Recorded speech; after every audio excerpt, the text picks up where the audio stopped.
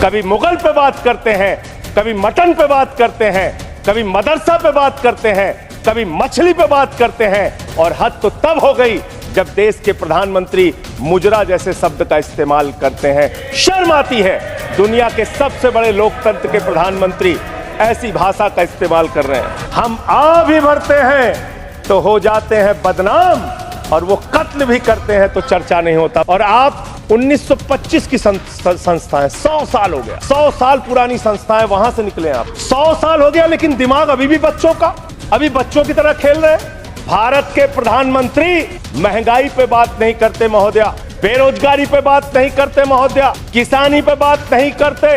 इस देश के अंदर अग्निवीर योजना के कारण भारत की सीमा को कमजोर करने का आपने काम किया, उस पे बात नहीं करते। जब व्यक्ति अहंकार में होता है तो उसको कुछ दिखाई नहीं पड़ता। मान्यवर रावण भी अहंकार में था, उसने लगा प्रभु श्री राम वनों में रहने वाले, जंगलों में रहने वाले, वो मेरा क्या बिगाड़ पाएंगे।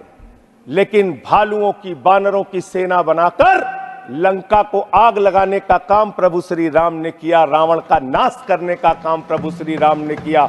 उस अहंकार का भी नाश होगा। और आप पता नहीं क्यों रिजल्ट को समझ नहीं पा रहे, आप लोग सबको गालियां देने लगते हैं।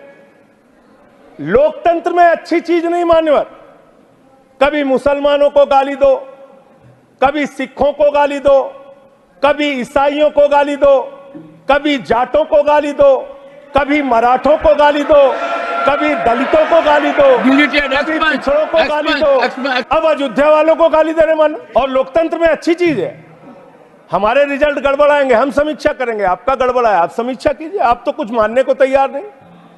अयोध्या के इंफ्रास्ट्रक्चर डेवलपमेंट में हमारे मित्र जब यहां बोल रहे थे, अभी कल जब इनका भाषण मैंने सुना तो कह रहे थे इंफ्रास्ट्रक्चर डेवलपमेंट में भारत नंबर 1 है।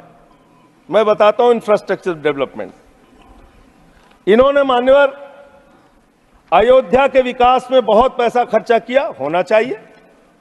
प्रभु श्री राम की नगरी को विकास करने में एयरपोर्ट पे 1450 करोड़ रुपए, रेलवे स्टेशन पे 724 करोड़ रुपए, अयोध्या रिंग रोड पे 4793 करोड़ रुपए, 14 कोसी परिक्रमा पे 1140 करोड़ रुपए, पंचकोसी परिक्रमा पे 773 करोड़ रुपए, रामपथ पर 787 करोड़ रुपए, टाउनशिप पर 2180 करोड़ रुपए, पुराने मंदिरों के जीर्णोद्धार पे 170 करोड़ रुपए, मेडिकल कॉलेज में 245 करोड़ रुपए। मान्यवर ये पैसा गया कहां? पहली ही बरसात में प्रभु श्री राम के गर्भगृह में पानी गिरने लगा। इस अमृत काल के दौरान तमाम घटनाएं देश में घटित हुई। अग्निवीर जैसी योजना देश के अंदर आई, 4 साल की नौकरी, 17 साल में एक जवान सेना में भर्ती होगा, 21 साल में रिटायर हो जाएगा।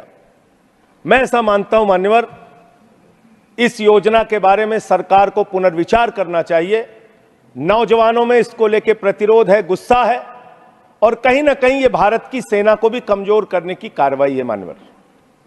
अगर आप कारगिल के युद्ध को देखें और उसके पहले भी जो सेना के अधिकारियों से आप बात करेंगे, 5 साल तक जब कोई फील्ड में काम कर लेता है जवान, उसके बाद युद्ध के स्थिति में उसको इस्तेमाल किया जाता है, उसको आगे किया जाता है। इसलिए मान्यवर यह अग्निवीर योजना कहीं ना कहीं भारत माता की सुरक्षा के साथ समझौता करने की कोशिश है, उस पर भी पुनर्विचार आपको करना चाहिए, इसको वापस लेना चाहिए। दूसरी बात, आपने बात की कि आप 5वीं सबसे बड़ी अर्थव्यवस्था बन गए दुनिया में, बहुत अच्छी बात है, मैं आपको शुभकामनाएं देता हूं। भारत को दुनिया की पहली नंबर की अर्थव्यवस्था बनाइए, हम सब खुश होंगे। लेकिन इसके साथ साथ प्रति व्यक्ति आय के मामले में आप कहां खड़े हैं? प्रति व्यक्ति आय के मामले में आप 141वें नंबर पर खड़े हैं, 141वें नंबर पर। 5वीं बड़ी अर्थव्यवस्था किसके लिए मान्यवर? चंद पूंजीपतियों के लिए, जिनका लाखों करोड़ रुपए बैंक का कर्जा माफ किया गया।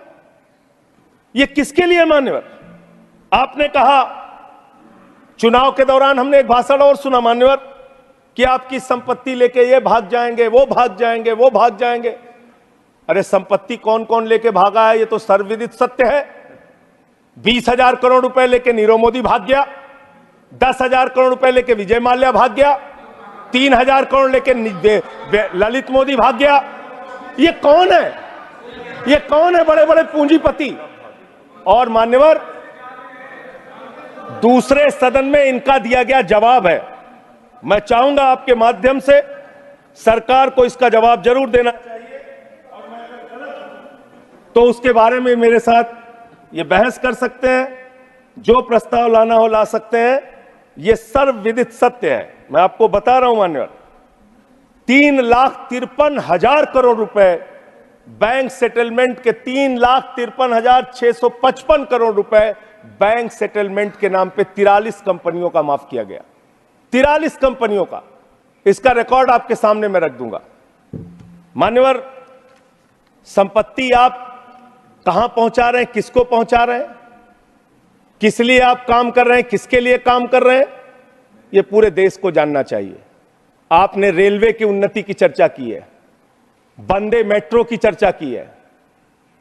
हमारे एक मित्र कह रहे थे ट्रेन में सफर, मैं शायद ट्रेन में भी सफर किया हूं, रोड से भी सफर किया हूं, इतना सफर किया हूं कि उसके आंकड़े जब सामने आएंगे तो वो एक गाथा लिखी जा सकती है उस पर।